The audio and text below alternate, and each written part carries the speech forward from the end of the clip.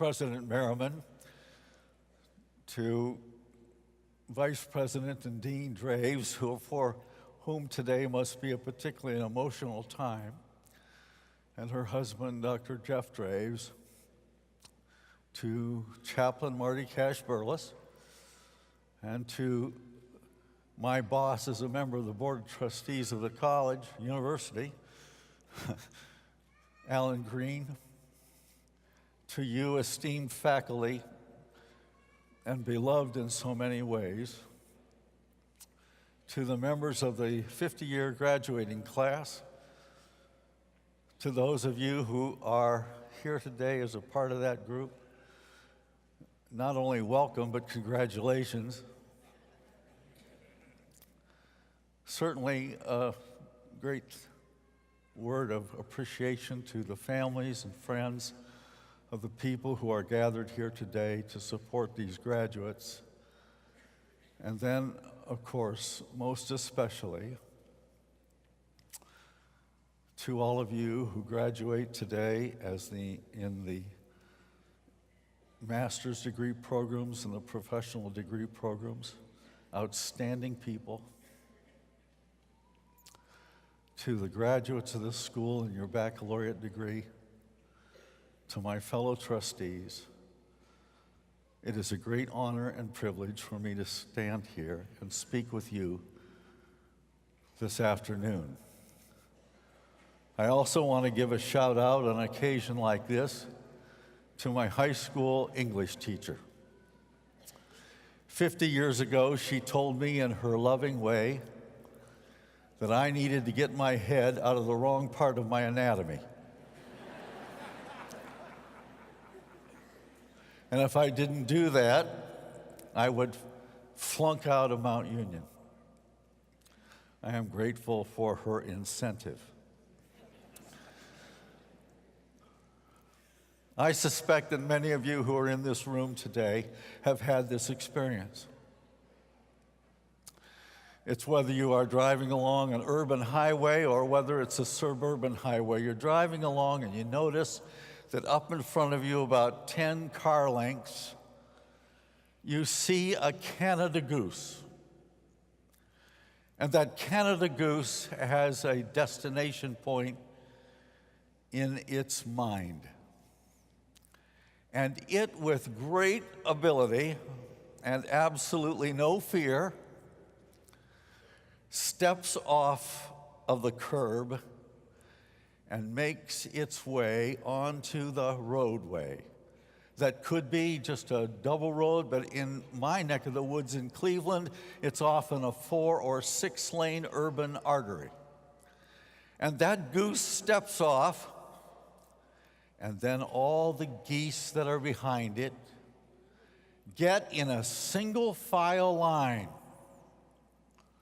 And they follow that head goose single file, crossing the road and making a mess as they go. Cars in both directions, in honor of Canada geese, stop and watch this procession, single file, of Canada geese from one side to the other. I know many of you have seen this.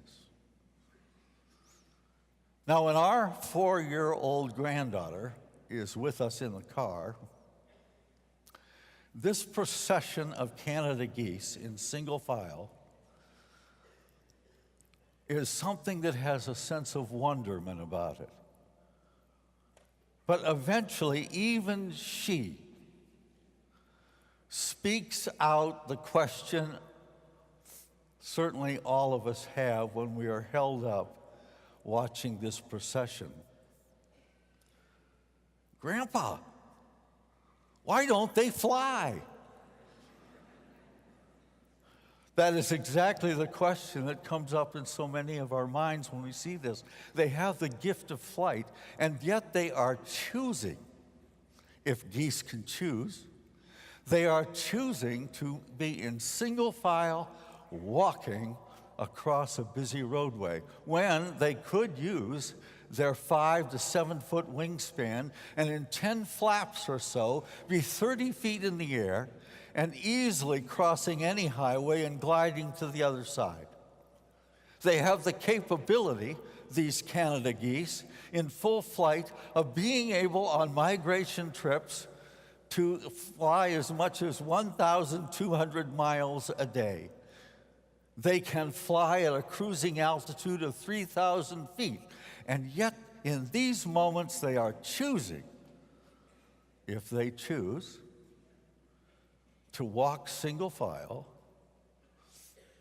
from one side of the road to the other. Now, this is a very intelligent gathering of people. And so I want to say that indeed there is a period of the year when Canada geese cannot fly. For 6 weeks or so, usually from June to maybe early July, Canada geese are going through a process that is such a beautiful word. They are molting, growing new flight feathers. And it occurs at the same time that their young ones, who cannot yet fly, are learning from them lots of things. And so they walk or swim. But the fact of the matter is that I have been seeing, along with many other people, Canada geese walking in single file in April and May, into September, late August, September, October, November, and I wonder, why don't you fly? Why aren't you using those great wingspans and abilities that are yours? And here's the deal. Now, in a full disclosure, this is water.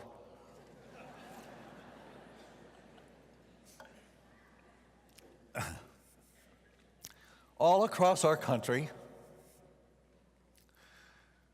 millions of geese that are now called resident geese have developed in our land and across the world, really. They are Canada geese that never learned the migration routes. They never learned from their parents what to do when they got in the air for flying any distance. And they have become and are perpetuating a whole generations upon generation of Canada geese that are termed resident geese. They enjoy just hanging out. They hang out on manicured lawns. They hang out in parks. They hang out in cemeteries and on golf courses. They just chill in areas that they know. They are hanging out in the familiar. And while they can still fly short distances and long ones, I suspect, they don't really know where to go if they got up there. They are resident geese, and they choose, if they choose, to cross the roads and stop the traffic and make a mess, all in single file line, one after the other. Now, I have been thinking about this, and it helps me think about three very important things to me, three absolute truths for me that I experience and have experienced in life. Number one,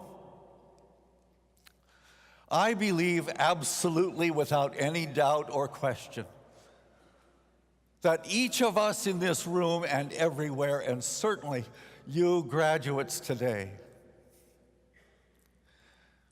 have in our DNA, our personality DNA, we have been given and have been blessed with a unique personality that knows how to migrate and aspire to greater things. We have the capacity, even though we have the capacity, to be inspired, to do great things, to stretch out our spiritual wings and fly. And no other organism on this planet has been endowed with that kind of ability. We've been given unique talents and understandings. We've honed abilities. We've studied. We've worked hard. We've become introspective. We've learned. We have the capacity then to be inspired and to aspire to use all the abilities that are ours, our personalities, to share them and see new dreams and new visions and collaborate in marvelous ways and make discoveries. We have the ability. It's in our personality DNA to ascend, to aspire, to migrate to those places that are fertile, and we learn from others and have a sense of humility about the enormity of the world and universe of which we are just such a speck of a part, but an important one. That's number one. Now, number two, there is a tremendous force in the world. It's always been here. There's a tremendous force in the world, and you will name it what you will name it. But there is a tremendous force abroad in the universe and certainly in the world that has at its central desire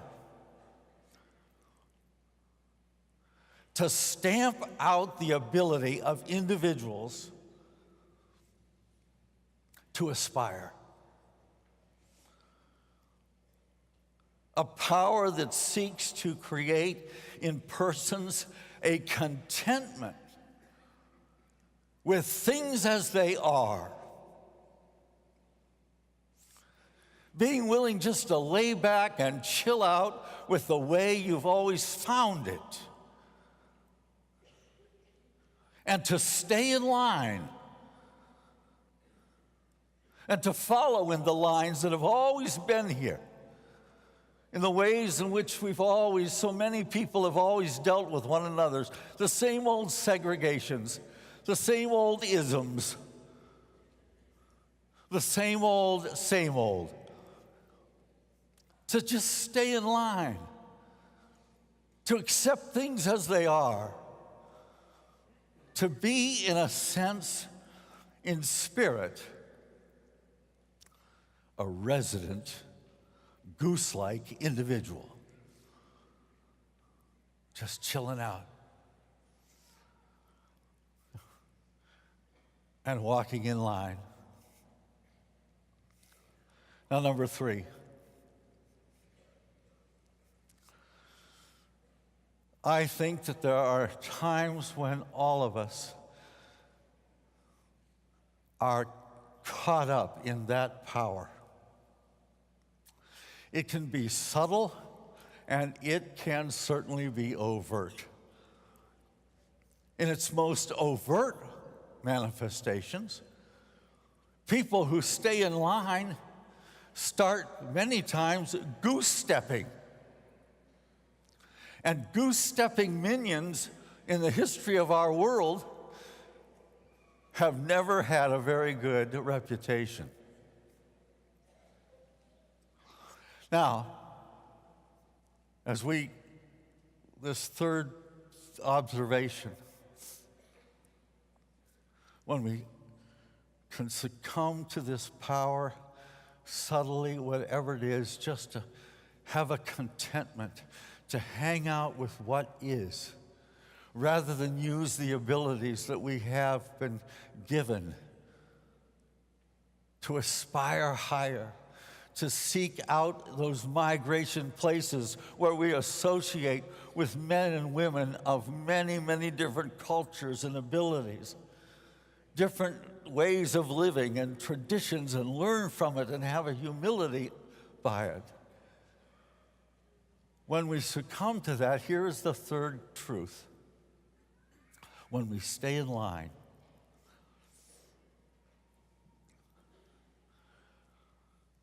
when you follow and you are in line and you follow the head goose, the scenery never changes. When you are in that line,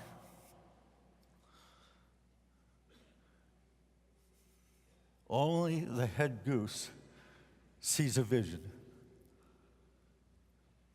For everyone else, the scenery never changes.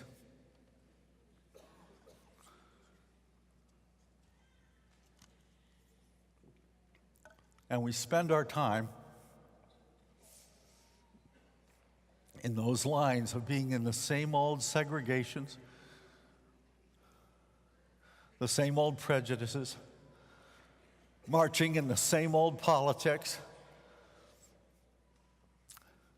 marching in the same old religious idea that can be so crippling rather than a faith expression.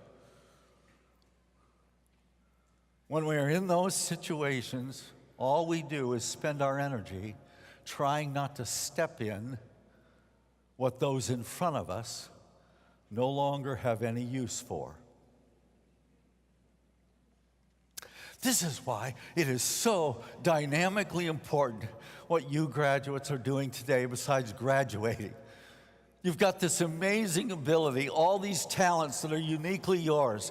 You've got all these things that are part of your life, the ability to make dynamic change, to enable hope and courage to grow, to be involved in ways that change the scenery. And that's why it's so important that you fly. Make a decision right now to be aware of the fact that subtly you can be coerced, as all of us can be from time to time, and not even know it. You can be coerced into just being content with what is. That's why it's so important for you to fly, and that's the whole purpose of this institution, I believe. It is to inculcate that spirit, to encourage it in all that we are about and do. And that's why for 170 years, groups of graduates have been in a place on this ground.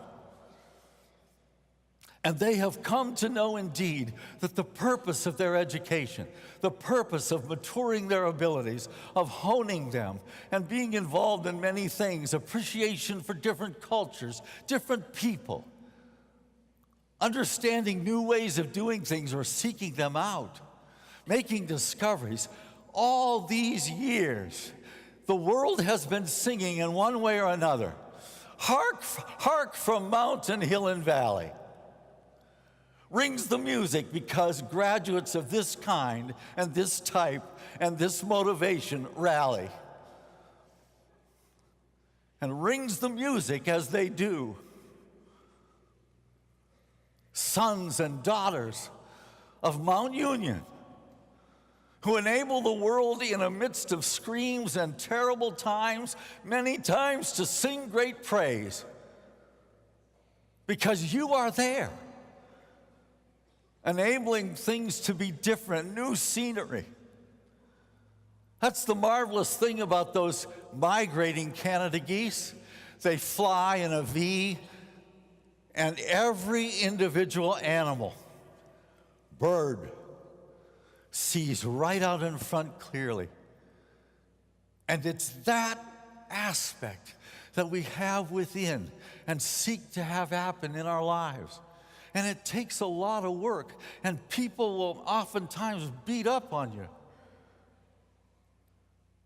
because there's a goal for some folks if you stay in line. But we aspire higher, and that's why from hill and valley rings that music. And we wake the echoes of freedom and dignity and hope and purpose. We wake those echoes loud with cheering. And we can shout for joy because of our efforts with that kind of spirit, the day is nearing, and best of all, because of you, in that spirit, night will be gone with its doubt and its fearing.